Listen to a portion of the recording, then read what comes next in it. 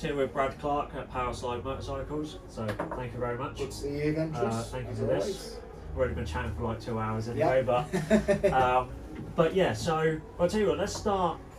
I always just say a bit brief about you, so where we are. How far do you want to go back? Well, tell you what is, just because I think it'll be interesting just from what you were saying there, what was it like growing up? Growing up, I'd like to say wasn't easy, but it was easy. Growing up back in the 90s, I would say that was like the last of the good times. You know what I mean? 80s, I was born 82, 43 next week. But it was, you know what I mean? I come from working class background. Mum and dad, you know what I mean? We didn't have a great deal, but they always made sure that we had enough. Never really went without as such, but there was hand-me-downs and second-hand, and you know what I mean. We never really quizzed it or anything like that. But I was always, as I was saying earlier on, looking to, if I had a wrestling figure, I would be looking to try and swap it for something else, or if I had a bike, it was always trying to swap for something else. Always a wheeler dealer. Yeah, I would always say always a wheeler dealer, but you don't look at the time and think this is potentially a career path, because like I say, I always wanted to be a footballer. Luckily enough, football did go okay. I had a reasonable career on that, and the same with the boxing. And where was that? Sorry. Well. Or how did you get into it? Was it? Well, I was absolutely not blessed with any sort of sporting talent, especially on a motorcycle. It was something that literally, I just loved motorbikes from. My dad had a motorbike, and I can remember a lot of people that probably watch will remember Street Talk back in the 80s, and I was just obsessed from a baby. But we could never really afford one as such, so it was always like a dream, should I say. You'd always wake up Christmas Day and think, am I going to get one? Never did, but that was how it happened. Football, because everyone at school was playing football, and it was always the cool kids that played football. I was useless. I was the fat kid that, you know, even the girls at the time, and not being disrespectful, saying, because obviously we know that a lot more females play football now, but even the girls got picked before me. But I can remember, I think it was like the European tournament England was in at the time, like the Euros. It was 2 years after the World Cup in 1990, and there was a 5-side tournament, and basically I was last picked, but no one ever wanted to go in goal. So I got stuck in goal, and I remember we was Denmark, we drew Denmark out of it, and we won the tournament. But because I was quite a big kid, no one could score past me, so I was literally like, you know what, I'm going to be a goalkeeper. So by that point, I literally just, with me, if I get into something, it becomes like an obsession. Yeah. And I just trained. I would kick a ball at the wall. My dad would come out and tell me to stop kicking at the wall. Back in the day, we'd go up and it was 2 jumpers down for your goalposts, and you'd just be playing all the time. And I got into a team, and they was awful. You know what I mean? If we lost 9-0, it was if it could have been 20, but we lost 9, and I'd had a good game, it was good. But it was so rubbish. I was so busy, and I was just getting better and better all the time. Then it just kind of took off, plateaued. Had a bit of a time with Aston Villa, half decent semi-professional career. After that didn't work out, but I was kind of lost in the world of work, because I thought, well, football's, you know what I mean, it is literally 1%, but we didn't have no social media or anything back. You couldn't build a platform. It was basically, if a scout seen you, I mean, I signed for Stafford Rangers, who was in the conference at the time, and I was playing Sunday football. You know what I mean? I thought it was over, and a guy had seen me, and then I got a phone call to see if I play in a cup game against Burton Albion.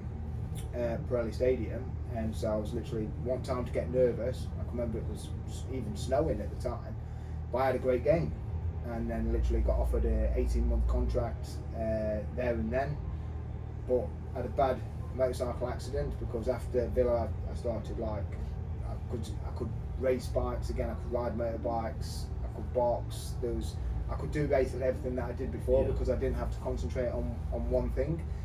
I had a bad bike accident, almost lost my leg, and so that was kind of like, I mean, still playing now in vets and things like that, but I could never get back to the level that I wanted to play at. But that's how football came about. So bikes and everything like that all took a massive backstep. It didn't come back into my life for a long time. I mean, I still got my very first bike that I ever learned to ride on out there, QR50. Really? Yeah. 40 years old, and it's still kick Clarke on second or third kick. But I'll never get rid of it. No. I've got my young lad that for his second or third Christmas. But zero interest from him on the motorcycle front. But yeah, that's where it kind of came from. So when I left school, that was where it was, and I was just, like I say, a little bit lost in, because I thought I'm not really a 9-to-5 guy. And I just what was your first job? First job? Yeah. 13 years old. Okay. Working at Tollgate Garden Supplies. Shoveling horse manure, mushroom compost, dropping off like helping, load fencing panels. It was good because I got £15 a day, and I was literally like, I can remember getting 15 quid, and 15 quid back then, I was like, yeah.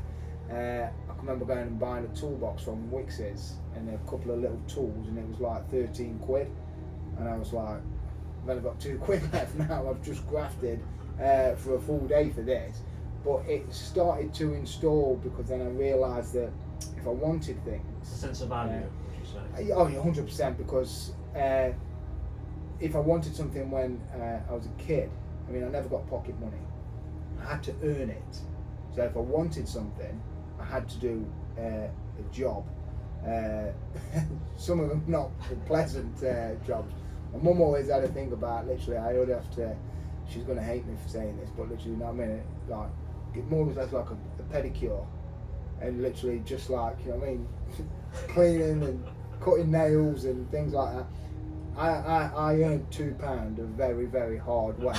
But back in the day, you'd have the Argos catalogue, so you could flick through and I'd look at toys and things like that. And think, right, do you need anything else, Mum? Do you want your feet playing with, or do the dishes or something like that? And it was always small rewards. And my granny, Mac, she was an absolute angel. She always used to give us a £1 pocket money, so I knew I'd always got that banked with her. And when I was footballing, if we won, I'd get £3. If we drew, I'd get £2, and if I got man of the match, I'd get a £5. So I was literally like, I could earn a few quid at that time, and started getting what I wanted, like. But that was my first job. And then after that, I got a paper round delivering the Burton Trader. It was a free newspaper. Didn't really like that job, so I tended to just literally, got caught because I used to go around the back of an abandoned pub and just dump all the papers there and set fire to them. And they used to go and do a check and just check if you've been getting your free papers, like. And obviously no one had a free paper for quite a few months, so that was my first introduction into trying to get away with things and realising you can't get away with anything. You saying that, obviously, my dad, and he did a very similar thing. He had a paper round, so I think the same thing, it was a free paper, but he convinced everyone in the village that it was a monthly paper. Yeah. So only one day a month he had to go and deliver it, otherwise he would, exactly that. And apparently, so my granddad, he once caught him outside burning all these papers. He's like, what are you doing? And apparently he's gone, well, all the excess ones, they've just asked me to dispose of them. So he's out there with him, helping him burn all these papers, without realising he's meant to be delivering them. With me, it was just boring. Yeah. When I was working at the place before, it was a lot easier. I'm going to bring my tea. Alright then, mate. It was always easier because I was on the go all the time and having to do something.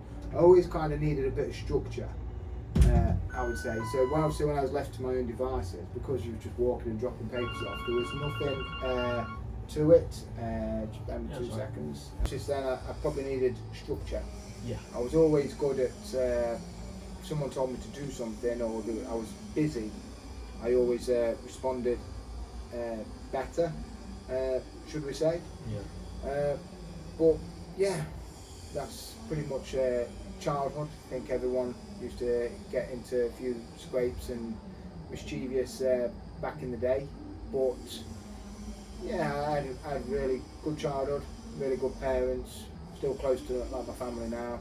You know what I mean? I wouldn't be in the position that I'm in now if it wasn't for my parents. You know what I mean? They've always been my biggest supporters. Not always seen eye to eye. I think that can be said without sounding like an idiot, because I wasn't the easiest child by no means. But I brought very little trouble back to the home. Yeah. Obviously, mum's Irish Catholic, so we're good Catholic boys, so to speak. And my dad was always at work, so you know what I mean. Dad had work throughout the day, and then he'd come home, and mum would go to work at night. So I think just things back then you didn't really realise, because we wasn't chasing anything. No. Because in a working class neighbourhood, everyone more or less had the same. You know what I mean? You'd go around, you'd knock for your mates, and if they weren't there, you'd spend all night trying to find them. So it's not like it is this day and age, where there's a lot more that people want, and if someone can't necessarily keep up with, I genuinely feel for a lot of families these days, because the pressure to keep up. You know what I mean? I see my little lad. You know what I mean? As I was saying earlier on, he's the apple of my eye. I love him to bits. It's the best thing that ever happened to me. But I try to not spoil him to a certain extent, because you always, I think, as a parent, you always want to do better for your children than what you had. There's no rule book with parenthood at all. You just do the best that you can. I just think that this day and age now, there's a lot of entitlement. Yeah. And if you bought, like, you know what I mean, I can remember wanting a Mega Drive. I bet you can't even remember Mega Drive. I think I've heard of them. I think you've heard of them. Yeah, but we had a thing called AdMag, where you could look through for second hand. And we never got the Master System or anything like that in the new box. It was always in a cardboard box, because it was second hand. But we never looked down and thought, we were just happy that we'd got one. It was as simple as that. Yeah, appreciate it. And I'm still the same person today. Like my girlfriend was saying the other day, like my birthday next week, parents were struggling to what to get for you, and I was just like, look, I appreciate it, but I'm not really one to. I like to give presents, but I'm not really one to receive. There's a lot of people that you could say that have born with a silver spoon. I mean, I've got a lot of friends that were born into it, but they still have the work ethic. So you can't necessarily judge everyone exactly the same. Yeah. I just think you've either got it or you haven't, like I was saying to you earlier on. Everything that I am today, it's just who I am. I've always made my own decisions. I'm very independent, but I'm not afraid to make mistakes. That's where, because like I say, from such a young age, it was like I wasn't naturally gifted at kind of anything. I was just kind of drifting through as kids do. I like playing with my toys and things like that. And when you get older, you've got to find your place. My parents didn't push me towards anything. It was kind of like, do what you want. If you're into football, you're into football. If you're not, you're not. Because me and my brother are completely different animals, should we say. Very close, but very different at the same time. But I've got my way. He's the stable one, the 9 to 5, the wife, the children, and that, you know what I mean. That is a great It life. works for them. But I've always thought that that's just not me. Yeah. Because for me, things like school is an interview. It's without going down like all politics and all that. It's, you know what I mean. You get told from a young age, you turn up at a time, you get a break. You go and do this, you have to do it to a certain standard, and then you get to go home. That's just work. That's just getting you ready to go to work. I think a lot of children nowadays just get programmed, and it's like there's so many things now to keep people under control, and now all of a sudden it's very easy for, you know what I mean, to say that the problem child has got ADHD or autism. I think there was probably that back even when I was at school, but you was just classed as a naughty yeah. child, a problem child. But a lot of successful people that I went to school with weren't necessarily academically clever. One of my friends went on to have one of the biggest civil engineering companies in the UK. He started doing that job when he was 13, and you didn't know whether he was coming into school. So with him studying and doing his GCSEs and getting A stars in English and science and history or whatever, would that have made him the person he is today? No. He wanted to get out there and work. School wasn't for him. I was actually not bad at school. I wasn't naughty, but I wasn't straight. Like I was. I had my straight moments. A's. Yeah, I had my moments, and academically, you know what I mean. I did very well, but it just wasn't for me. It was the structure was okay, because like I say, when I had to go and work, I hated it, but I could do it because it was a way of making some money. Yeah. I always had ambitions to work for myself and do my own thing, but when you used to speak about it, because of the place where I was brought up in, there wasn't really anyone who'd done it. There wasn't anyone to look up to. So if you said you wanted to do something on yourself, oh, that won't work. It was a very negative attitude towards it, which rubs off on me even to this day. When I first decided to go on my own, it was Dale, my business partner, who was literally like, look, we've got nothing to lose. I'd already failed in some respects before I'd even got going, because I was literally like, well, what if this don't work? What if that don't work? But I think now, having those, because I can look back and I remember how I felt at certain stages, and I've learned more off. The good thing about this industry is networking, and I've sat at tables with people that have forgotten more than I'll ever know. But if I can take little snippets from them and implement it into my business or my life, and it makes you that little bit better, then you'll always progress. It would have been very easy, because we hit the ground running quite fast. After about 4 or 5 years, we was quite well established. And when did you start? I came into the industry in 2011 after doing construction and everything. I just fell into it. Yeah. I was living back home with my mum and dad, renting my house out, because I didn't have nothing. And then it was, my dad just said, look, why are you living at home?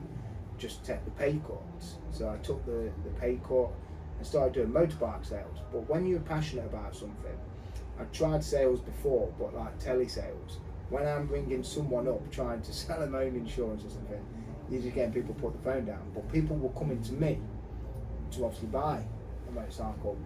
And because of my personality, and obviously when you're passionate about it, it just became the norm. It shows. It shows, yeah. And I was good at it. And then I just thought to myself, well, I seen the way that the business I was working for at the time was going. I always had my own ideas, but it wasn't my business. And was that a Kawasaki? Kawasaki, yeah. Kawasaki dealer, yeah. I'll always be grateful to them, because I always say that was my apprenticeship. Yeah. You learn from mistakes, and don't get me wrong, I've made a million mistakes since I started. But that business failed not the business failed, but the partnership that was there at the time wasn't working. So that business ended. So I was stuck in limbo land. But by this point, I'd already been approached by MV Augusta at the time to said, why don't you go and do it on yourself? And I was like, okay. I ain't got the money to do it. And I can remember it was 2015 bonfire night. I can remember because I'd just gone, it was the first couple of days I'd had off since Freddie had been born. Yep. With my ex-partner, and I was sitting down and I'd had a bit of a disagreement with the person I was working for back home, and I can remember just sitting having a coffee, and I just put the phone down and I just said, don't know how, but I'm going on my own. So I rang up Dale and I said, I'm going on my own, do you want to come work for me? And he was like, well, yeah, alright, if it's going to happen. But I knew that MV wouldn't survive soulless. Yeah. So I was literally, and I can remember I'd met Hadrian, who was my area manager at the time, and then I rang up Dave Wilson from MV, and he gave me Jonathan Martin's number. And I rang up Jonathan Martin and said, I'm opening an MV Augusta dealership in Stoke-on-Trent. I would like to take Suzuki. This was in 15 minutes. I'd got no premises. I'd just decided that I was going on my own. So they was quite keen to meet. So I got back, and that weekend me and my dad and Dale, we just drove around Stoke looking for a building. And sorry, how do you know Dale? Is that Dale, from? just from motorbikes. He'd Oh. been one of my best mates for years, and he was working at the same place. I've always wondered and just never asked. No, literally, we hated each other. Oh, really? Okay. Yeah, when we first met, he didn't like me at all because I was boxing at the time. I think he thought I was a bit of an idiot, and then when we got talking, because there was quite a few of us that used to go out on bikes, and then we just clicked, and then I mean, some of the stuff that we've got up to over the years, some of the pranks and things like that, honestly, it was, you could write a book. Yeah. He's a real good guy, and he's kind of He's like lovely guy. the polar opposite to me. Yeah. I'm extrovert, he's an introvert, but when I'm going off 100 mile an hour, he's the brakes. Yeah. So when people say partnership is a sinking ship, we've had our difficulties, don't get me wrong, but it's not necessarily a sinking ship. You've just got to find your way. Yeah. But if you've got two people that are on the same trajectory, we're not motivated financially because we wouldn't be in the motorcycle industry, but we're both passionate and both wanted to do our own thing. So You want to basically be the master of your own destiny. yeah, You're the one because that's taking control, and what you put in is what you're going to get. well, you look at it this way, Tris. If you get a job, and we touched obviously on like the tax thresholds and things like that now. If you get to a certain point in your job and the top thing is 40k, you're going to be on 40k for the rest of your life. If you move job for an extra 10k, you're going to be on 50k until.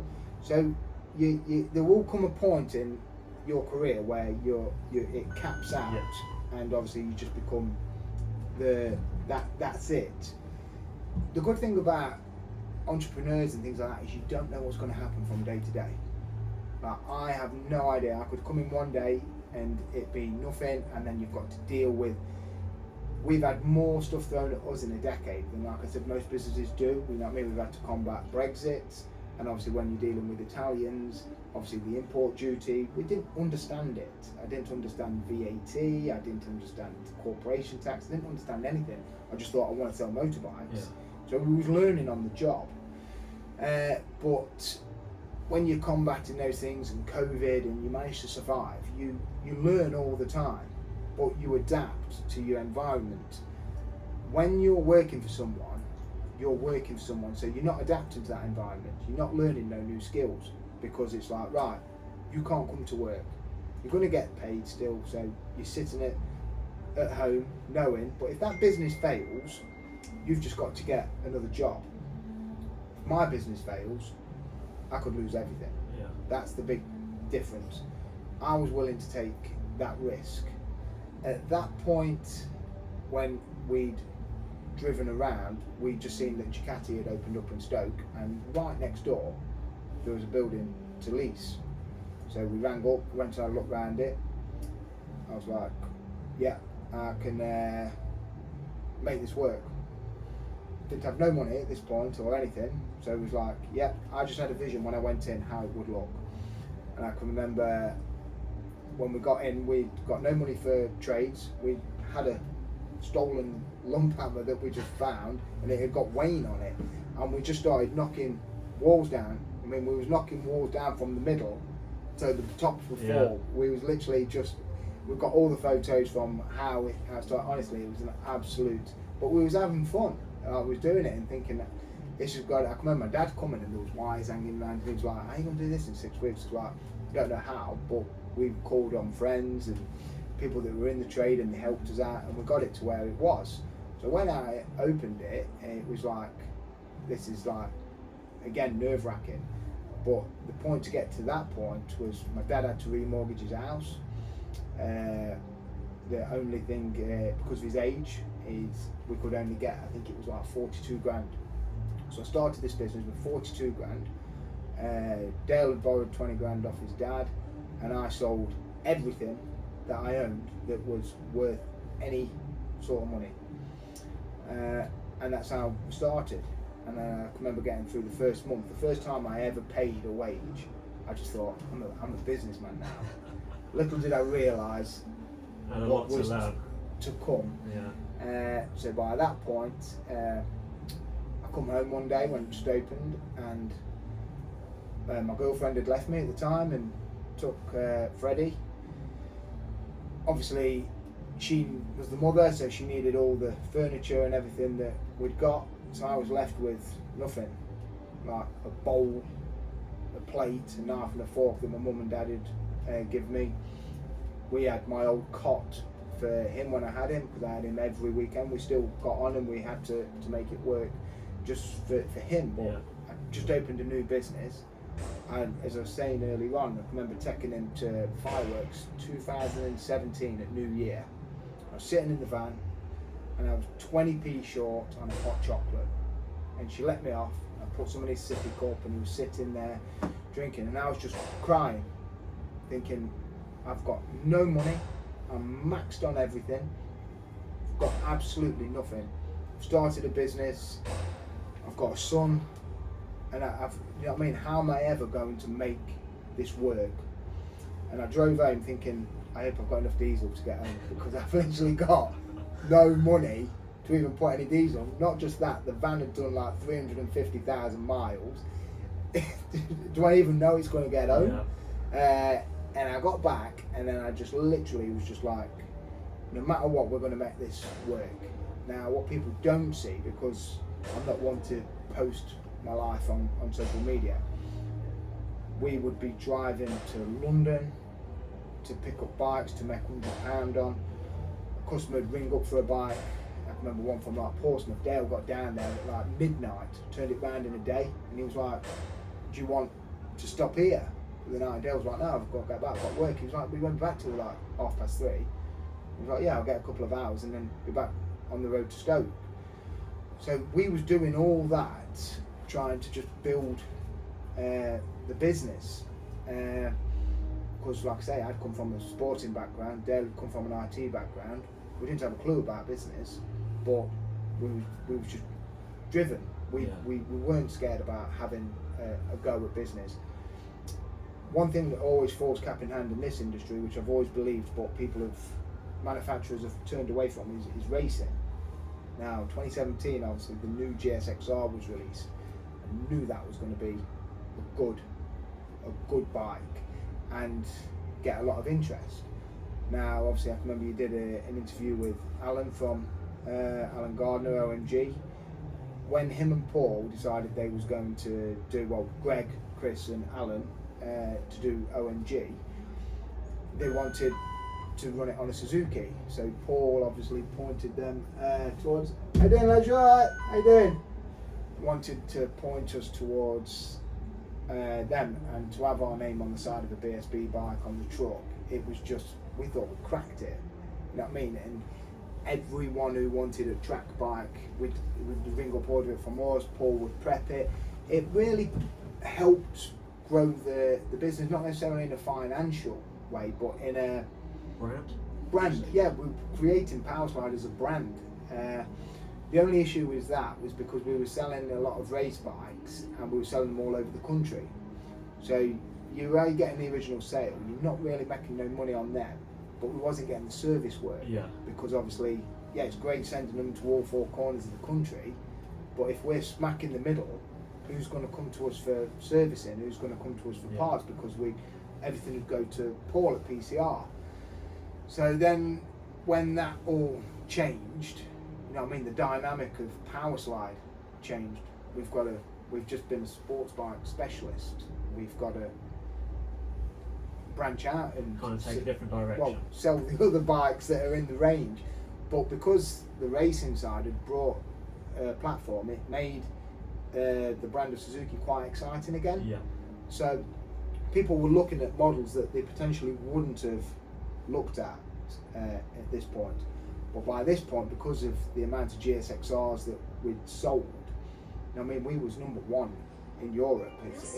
Nothing had ever been given to a dealer for that. So the Japanese came to the shop and actually gave us that, which was still to this day probably one of the best things. Our first awards we'd ever got of Suzuki. Yeah. I said to Dale, no matter whatever happens, you know what I mean, this is like, no one can take this away from us.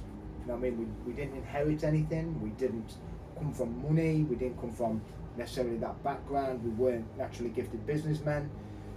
Just two lads that had a passion and was willing to give it 110% and go and have a go.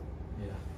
Now the bumps that you hit in the road in any business, as you will know, or anyone setting out, you've just got to literally try and absorb them as best you can, because like I say, we had COVID. You come out of COVID and think, Jesus Christ, we can't get no worse. Then there's a war. Yeah. Then you've got cost of living. Then you've got interest rates go from like down on 0% to, and the first thing that ever goes is your hobbies. Yeah. Because people have to pay mortgages, and so you literally looking and trying to predict the future and think, right, how is this going to, and this industry has taken a hammering this last 2 years, an absolute battering. But the thing is, like I was saying to you earlier on, me and Dale, we've never been in this for financial gain. As long as we can pay our mortgage, yeah, that's it. We still to this day, in 10 years, never taken one dividend. Never take anything out of the business. Everything just gets pumped into the business. Now, what people don't realise is, because they look at a lifestyle, but you learn how a business can operate and how the business pays for your life, so to speak. So rather than try and extract a lifestyle out of the business just pays your life. My life's quite simple. I get up every day at 5:30, I go and train, I come home, I go down to the boxing club, I train the kids down there, and I race motorbikes. And obviously we've got the team, which has been quite successful, which we've always been passionate about. But that is really it. The things that come on the side that you can treat yourself to is something that doesn't really make no difference to your life, because the sole concentration has to be on this. Now, we had two shops, obviously Stoke, and in 2020, just after COVID, 2021, I decided, Aprilia had approached us, and they had, we'd done a deal, and half an hour before they was meant to come to us, they just sent me an email saying, due to internal discussions, we will no longer be dealing with PowerSlide motorcycles. I was like, well, one, it's very unprofessional, but two, like, what? Yeah. You've approached us, not the opposite way around. So I rang up the area manager and asked, and basically there's a lot of politics that go on, but another dealer that was in my hometown, they was taking on the whole Piaggio brand, and basically said, if you deal with Paddock PowerSlide, we'll pull the whole, because I was only doing Aprilia, but they knew that I'd sell a lot of Aprilias. So at that point I was just like, right, I'm going to open up a used bike centre, because we was outgrowing Stoke at that point. We was having to put used bikes outside, and in weather they would just be, it was just didn't look very professional. But again, I was literally like, well, how am I going to do it? I'd literally, as impulsive as I was on bonfire night, I literally went to deliver a motorcycle. I spoke to my area manager, and I said, I'm going to open up a used bike shop in Derby, and he said to me, well, you know that Suzuki wants someone in that area. So I come back and I said to Dale, right, we're opening a shop in Derby. I had no idea how I was going to do it, but by the time I'd even had a chance to think, I'd already signed the contract for the lease on this building, and I was like, how am I going to fill it? I'd got the superbike team going at the time as well, and I was just taking so much on, but I was just rolling with it, because I was like, what's the worst thing that can happen? It doesn't work. You know what I mean? As long as I'm breathing, as long as he's breathing. What's the worst thing you've learned from it? A lot of people are. I've made so many mistakes, Tris. So many. Some which I could be on here all day going on about all the mistakes that I've made. But as long as you learn from them, like I say, I always keep that up. And it's just 7 rules of life. So you smile, be kind, don't give up, don't compare, avoid negativity, make peace with your past, and take care of your body and mind. Now those 7 things I never can do all at one time, because there's always something that will take something away. But as long as you can hit 60-70% of that, you can't really go wrong. So we did that with Derby, and then this year, like I say, the world's changing, government's change and things like that, and people's attitudes towards work change. Now Stoke just wasn't working the way that I wanted it to work, because me and Dale was working 25/8, and people tend to think that literally it's because no one works for me and Dale. They work with us. Yeah. We're just friends, but there has to be a hierarchy. And the moment you say no to something, you're the bad guy. Now, I'd never really dealt with things like that before, and I never thought that anyone would really have a bad word to say about me, because I think I'm a pretty easy guy to work with, a pretty easy guy. I haven't got no ego or anything like that. You're just straight up. Just straight up. But when you say things and people don't realise that there is a hierarchy and you are the boss. So when you ask, because I never order, I ask people to do it, and when they don't do it, it kind of annoys you, because it's like, well, I'm doing it. You know what I mean? I'm the director of the company. I was cleaning the toilets this morning. I was Hoover. I'm first man here. Well, Yak is actually. I'm out with the Hoover. I'm cleaning the toilets. My mum comes and cleans the toilets. So if I do it, you don't ask someone to do something you're not willing or already doing yourself. No, but I would never ask a member of staff to go and clean the toilets. But I ask them to do a job. When they don't do the job, and it starts having an implication on me and Dale and our life, because it was kind of like we couldn't spread ourselves any thinner. You can't be in 2 places at once. So I made the decision to consolidate, because I thought, right, if Derby is where the majority of the work happens, it's a nicer setup, it's better facilities, we need to just consolidate, go back down to 1 and put all our efforts into 1.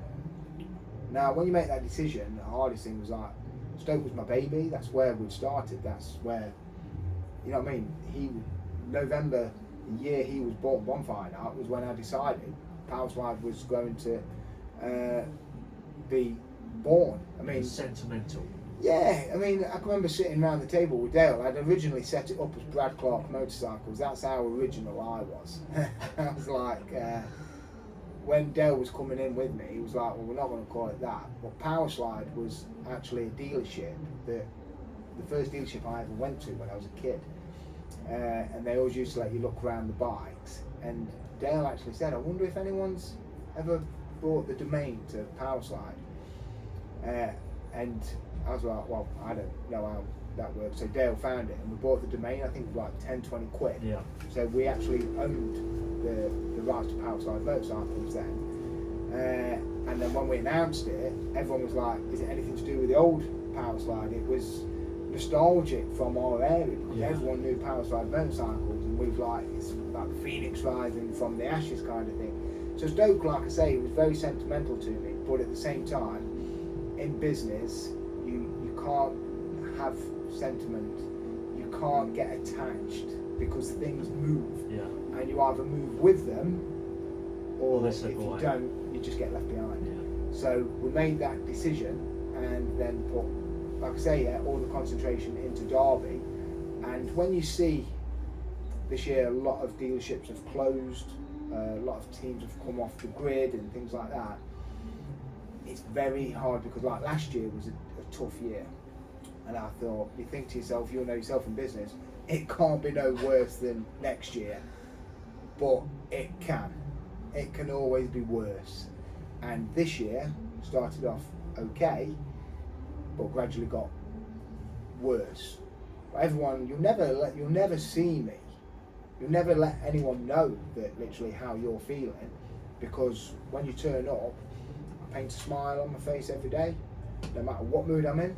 I always give 110%, and now I try to concentrate on the things that I can control.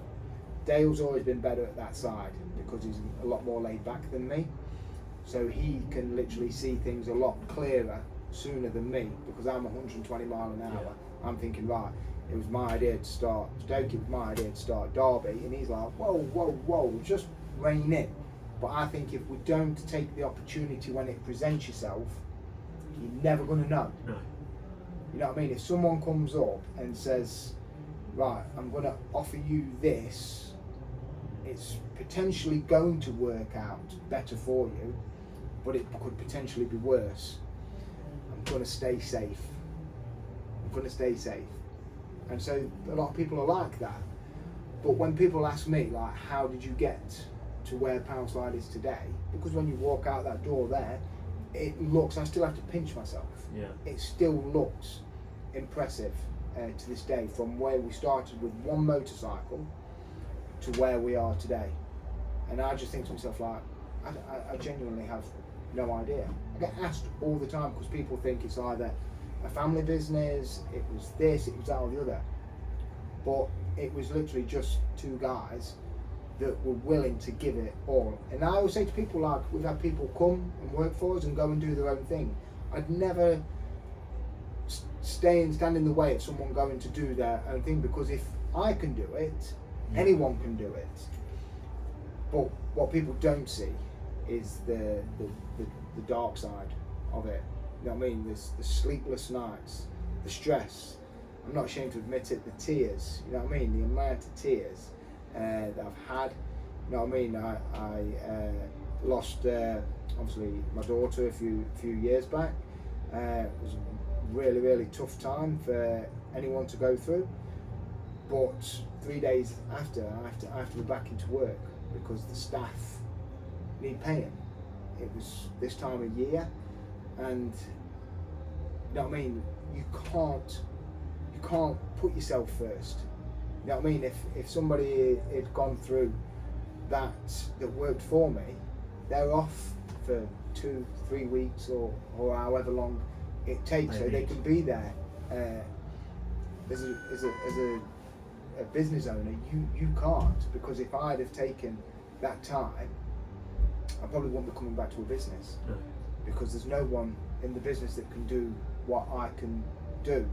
So you have to. It's quite a selfish thing as well, which people have to realise, because if anything was to ever happen to me and somebody came in and said, how does Brad run this business, no one would be able to know, because I've learnt on the job. So I'm implementing things all the time, because I think a lot of entrepreneurs you've got a million things going round in You kind of your see head. things differently a little bit, don't you? You see things massively differently. Yeah. You're off your head. You have to be. You're a different. I always breed. say you're just not wired right. That's how I, it's Yeah, just wired in a different way. An old school terminology would be that you genuinely can't. You don't think like the normal person would learn, which is why I say you go back to school. It's an interview.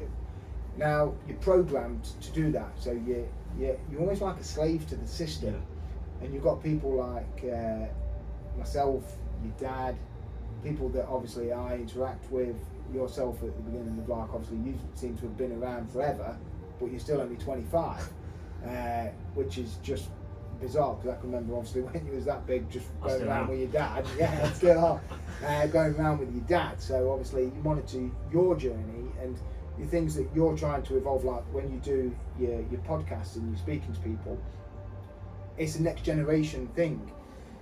People can either listen to them and take note from it, because it's always difficult when you come on to. A lot of people aren't really interested in someone else's journey. I've always been that type of person where if I can pick up one thing off someone, then it's worth listening to.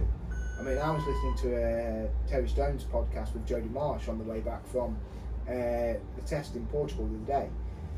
Now, not because I'm a Jodie Marsh fan or something like that, but because of her past, from where she was with the bullying to where she is now, the married at first thing. I was just more interested.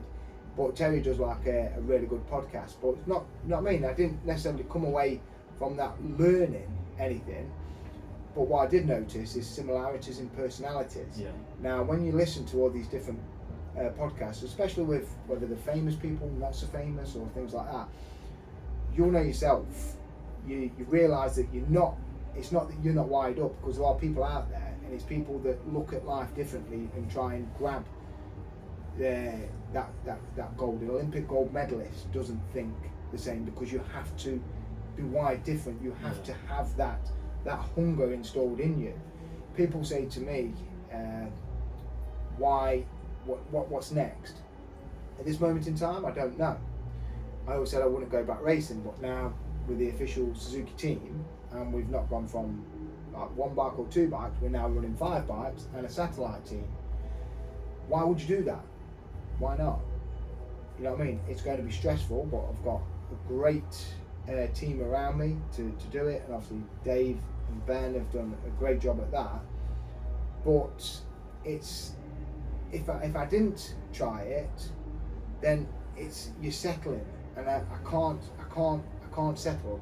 I always want to go, because when you stop having that drive and you become content, you might as well just call it a day. You've done it, you've lived it, but you're just going to go. You've got to know in business when to get out. Yeah. That's something I learned off Alan Gardner. You've got to know, as much as when he come out of OMG, you have to know when the time is right. I mean, literally when you've won a championship, and I mean, what's next? Worlds. Yeah. You go to Worlds. What's next? MotoGP, and then. But you have to think, like, from a financial implication, is that achievable? Because that is 1%. Whereas literally, if you achieve your live stream and you've done it, sit back and be happy and say you've done it. I'll know when the time is right. It was the same thing when I decided to pack up fighting. I knew when the time was right. I knew my level. I knew my ability, I knew my body. It was the hardest thing, because like you think, what am I going to do next? Yeah. What's going to give me that buzz? So you always find something, you adapt and evolve to it. And I think that's the same in business as well. You just adapt to everything. You can't get sentimental. You can't look at something and think this is it forever, because nothing's forever. Yeah. Never. And I just want to touch on to the racing. When did you actually get involved in racing? Racing when I was about 6, but a bit like my football career, I was absolutely useless. And what was you racing? Just motocross, junior motocross, yeah. I was absolutely useless. I started knocking around with Nick and Dave Harrison. Their dad owned CGH Imports, which was the Pro Circuit importer at the time. I thought these guys were gods. You'd go in all the crosses, they were just immaculate. Pro Circuit with everything. And I can remember them taking me, the first track I ever went to, practice track in Armthorpe. I was joined the track and I was going around the wrong way. You know what I mean? I had bikes coming towards me and I was literally had to turn around and, oh God, I was useless. But you know what? I was just living the dream because I was just on a motorbike, just doing, and I never really had any sort of ambition on that sort. It's similar with, like after motocross I had to stop with because of football. When I come back into road racing, I mean, the lads I knock about with that class as good friends, you know, like Richard Cooper, James Ellison, these guys are phenomenal talents. Yeah. But I never put myself, you can't compare yourself to these guys. One, they're half the size of me, and two, they're just, everyone on that grid at that level is just phenomenal. I heard, you might have heard this or you'll probably like it. Jimmy Carr, he was on a podcast with Stephen, I can't remember, is it Barrett? Oh yeah, and he said comparison is the thief of joy. Yeah, and I was like, it's so true. I would say that, and there's a lot of egos in what I've noticed within the paddock as such. Like I say, we come from humble beginnings. I can remember qualifying for my first British Superstock race. You know, I'd won a championship. I was a guy that was doing a few track days back in 2007, 2008. I've just qualified at the highest level that I could possibly do. It was amazing. I'd won. Then, like I say, with the Northwest 200, I always wanted to do the roads. And that's what I was going to ask you. Did you go into that purely because that is something you've always wanted to do it? Always wanted to do it. My parents would never support it, and obviously because of the risk side is obviously higher than short circuit.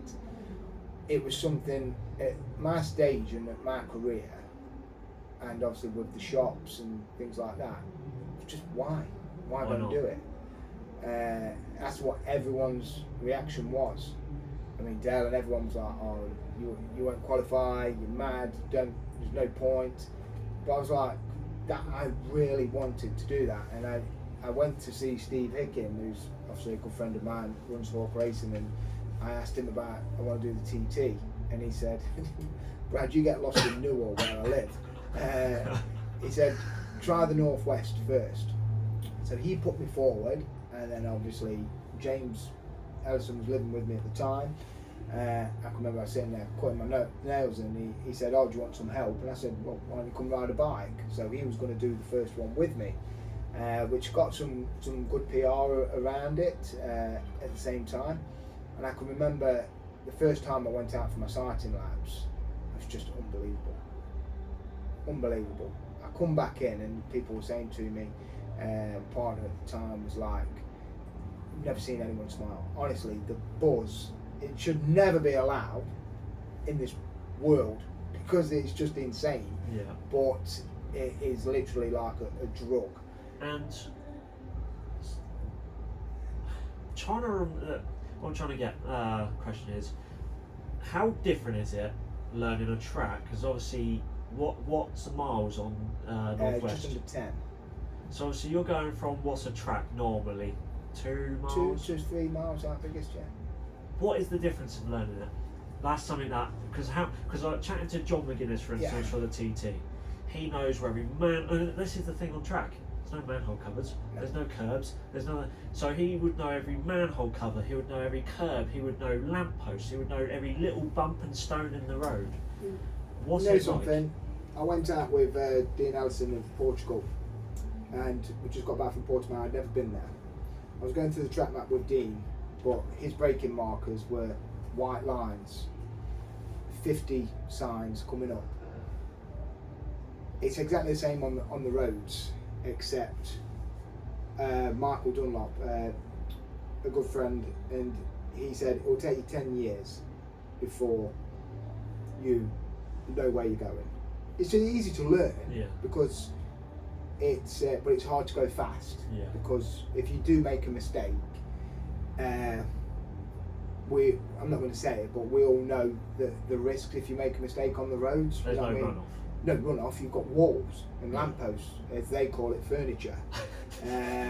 But when you go around and you listen to guys like that, like as you're coming out of Station Corner, you literally, there's a bungalow just down, and when you see that, rather than looking at the 3, 2, 1, you brake there.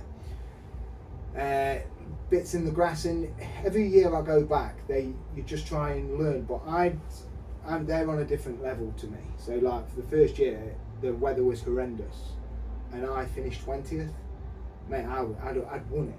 That's like, I'm never going to get that finish again, to finish like top 20, because a lot of people didn't go out. But I'm actually okay in the wet. Being a bit bigger boy, you get a little bit more traction. I felt confident doing it. In the dry was a different story. It's hard because obviously I'm machinery for one, and talent. You know what I mean? Unfortunately, I'm not in a position to be going out all the time, riding a bike, racing every weekend, because I've got work. Yeah. But I still love it. And so when everyone was negative against it, I was just like, you know what? I'm gonna do it again. I'm gonna prove to everyone again that I'm gonna do it. And I went and did it, and I had a great time. And obviously last year I had a great time, and you know what I mean, first time my mum and dad had been, because everything, I got let down by everyone because of different things.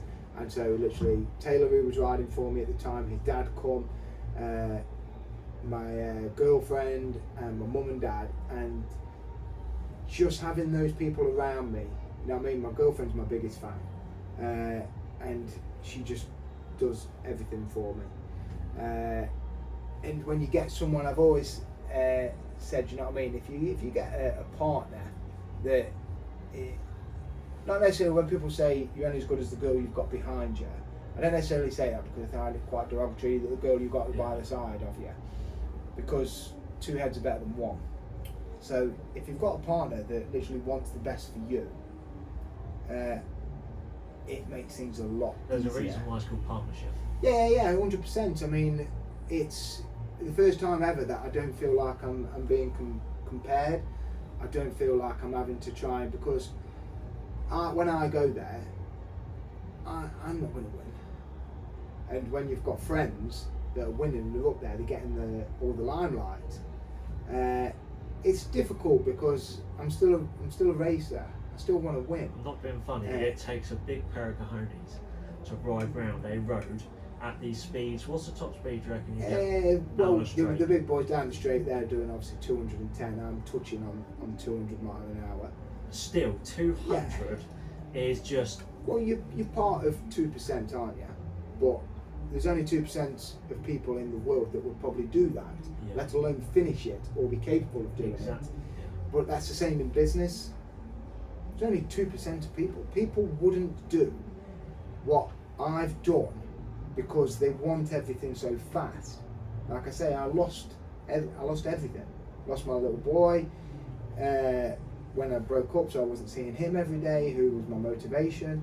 I had zero money. I had nothing. And to build something and like go without so much, you know what I mean? I was mid-30s at this point.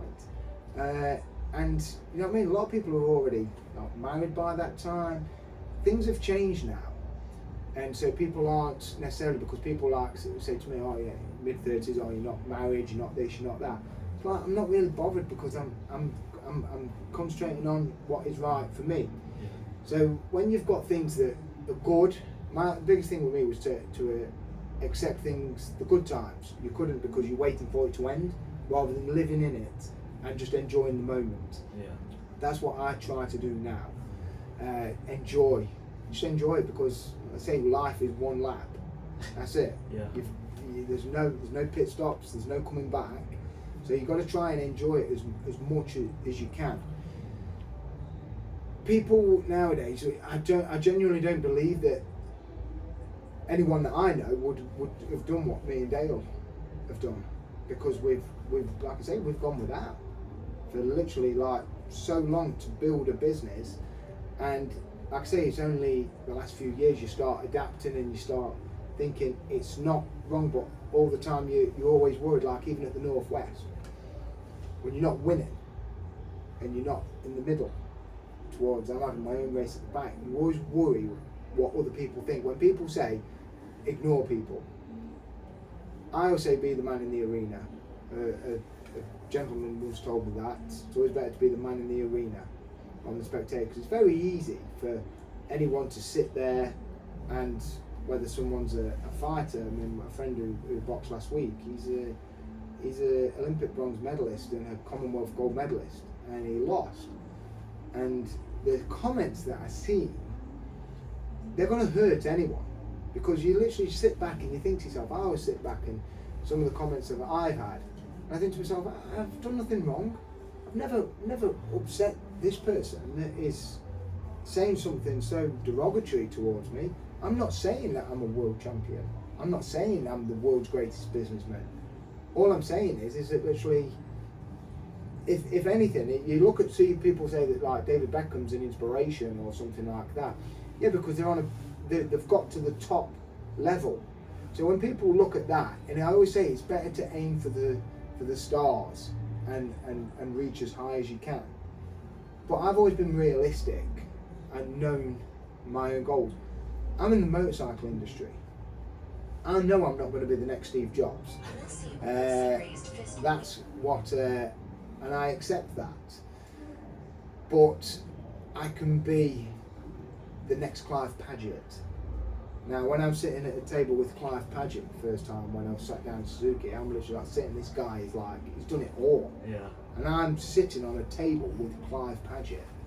And when we got that award, Clive said, why don't you go and sell mobile phones, Brad? Because literally selling motorbikes is so difficult. But I never had it in the good days, like they did, where it was just order taking. I've always known it to be difficult.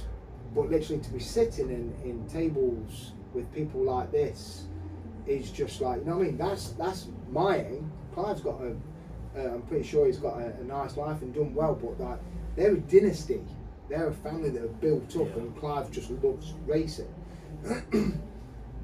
We've started this ourselves in the world's toughest times, and these people know who we are. So it's kind of like, who's doing it? We're doing okay. We're doing right. So you try and look at them and ignore the negative. Yeah. Because, like I say, I've seen a lot of negative stuff that has been. Everyone said has about something me. to say. Don't get it. And I don't get it. I don't get why people hate on people. I think how I kind of look at it, and I look at it in a slightly different view maybe, and I look at, and I don't mean this horribly, but I kind of look at a point where I feel sad for them because maybe they haven't done something they want to in their life or achieved where they want to be, and it's maybe them just projecting onto someone else. That's kind of how I think it's comparison. Oh, you're right. Okay. Yeah, because it's very easy to sit back. It's like when people talk about things like I always compare things like nowadays to like the high street when I was growing up. Could never afford anything, but you'd go around the shops and you would look at things, and the high street was busy. Whereas everyone nowadays just orders online for ease. Yeah. When you're not getting out and not seeing people and not speaking to people, and you're just seeing people post, because let's face it, everyone always posts the good stuff on social media. Oh yeah. So when you're seeing that, it's very easy to sit there and become envious, because, like I say, the world has changed. I don't want to be that part. Do I get envious of certain people? Of course you do. That's just a normal human natural instinct. Do you become jealous? No. There is a big difference between envy and jealousy. Jealousy is a horrible trait, and then you become bitter for them. Like a begrudge. Yeah. Envy is where you envy what they have.